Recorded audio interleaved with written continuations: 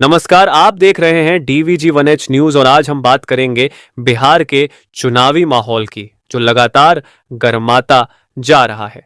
राजनीतिक गलियारों में चर्चाएं तेज हैं, रैलियां हो रही हैं और नेताओं के बीच बयानबाजी का दौर अपने चरम पर है। हालांकि यह कहना अभी जल्दीबाजी होगी कि कौन जीतेगा और कौन हारेगा, लेकिन जनता का रुझान और नेताओं की रणनीति कुछ अलग ही कहानी कह रही है। हाल ही में सोशल मीडिया पर राहुल गांधी का एक वीडियो वायरल हुआ, जिसने राजनीतिक हलकों में हलचल मचा दी। दरअसल बिहार में प्रचार के दौरान जब उनका काफिला दरभंगा की ओर बढ़ रहा था, तब रास्ते में बीजेपी समर्थकों ने उनके खिलाफ नारेबाजी की। आमतौर पर ऐसी स्थिति में नेता गुस्से में प्रतिक्रिया देते हैं या सुरक्षा घेराबंदी के बीच आगे बढ़ जाते हैं, लेकिन राहुल गांधी ने अलग अंदाज दिखाया। उन्होंने मुस्कुराते हुए उन समर्थकों को टॉफी थमाई और कहा, घबराओ मत। यह दृश्य केवल सियासी चर्चा का हिस्सा नहीं बना, बल्कि इसने यह भी दर्शाया कि राहुल गांधी किस तरह विरोध के बावजूद जनता से संवाद बनाए रखना चाहते हैं। यह घटना सुरक्षा को लेकर सवाल भी खड़े करती है। विरोधी नारे लगाने वाले लोगों तक राहुल गांधी का पहुंचना और उनसे संवाद करना एक सिक्योरिटी इश्यू बन सकता था, लेकिन उन्होंने जोखिम उठाया और लोगों से मुलाकात जारी रखी। इसी बीच समाजवादी पार्टी के राष्ट्रीय अध्यक्ष अखिलेश यादव भी बिहार में चुनावी माहौल को गरमाते नजर आए। उन्होंने अपने संबोधन में कहा कि अवध की तरह मगध में भी बीजेपी को हराना जरूरी है। उन्होंने आरोप लगाया कि बीजेपी वोट चोरी कर रही है और अगर जनता सतर्क नहीं रही तो आने वाले दिनों में राशन कार्ड से लेकर अधिकारों तक सब कुछ छीना जा सकता है। हम लोगों ने मिलकर अवध में हराया था, इस बार मगध में आपकी जिम्मेदारी है। जो जोश और उत्साह मैं देख रहा हूं, वह बता रहा है कि बिहार की जनता इस बार बीजेपी और उनके सहयोगियों को बाहर करने का काम करेगी। महागठबंधन के लिए इस पूरे अभियान के केंद्र में तेजस्वी यादव हैं। उनकी रैलियों में बड़ी संख्या में लोग जुट रहे हैं, जो यह संकेत देता है कि विपक्ष के पास एक मजबूत जनाधार है। महागठबंधन का दावा है कि इस बार का जनसमर्थन बीजेपी के लिए सिरदर्द साबित हो सकता है।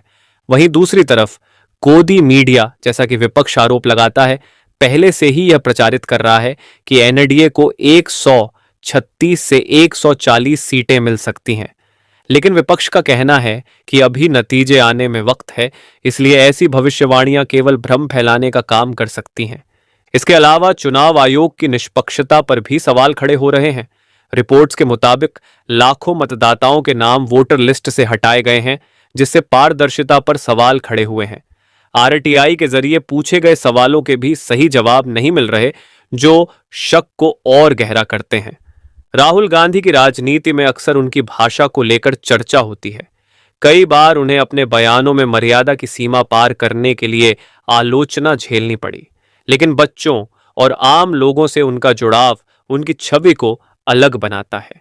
हाल की कई तस्वीरों में वे बच्चों से सहजता से मिलते नजर आए। राजनीतिक विश्लेषक मानते हैं कि जनता केवल नीतियों को नहीं, बल्कि नेता के व्यक्तित्व को भी परखती है। राहुल गांधी का यह पहलू, खासकर जब वह गरीब बच्चों से मिलते हैं या उन्हें गले लगाते हैं, जनता में एक सकारात्मक संदेश देता है। वहीं विपक्ष का आरोप है कि बीजेपी के कई नेता अपनी भाषा में मर्यादा नहीं रखते। गाली गलौज, निजी हमले और अपमानजनक शब्दों का इस्तेमाल आम हो चुका है। ऐसे में राहुल गांधी का अपेक्षाकृत संयमित रुख उन्हें अलग खड़ा करता है।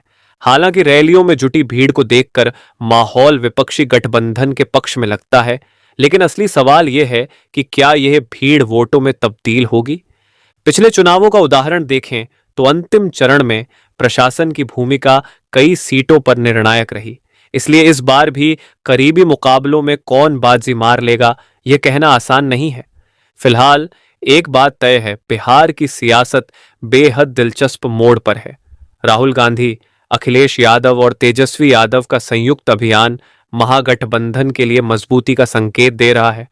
लेकिन क्या यह उत्साह चुनावी नतीजों में तब्दील होगा या एक बार फिर राजनीतिक समीकरणों और प्रशासनिक दांव पेच के आगे ठहर जाएगा? इस सवाल का जवाब चुनाव परिणाम ही देंगे। तब तक के लिए डीवीजी 1H न्यूज इस पर अपनी नजर बनाए रखेगा और हर अपडेट आप तक पहुंचाता रहेगा।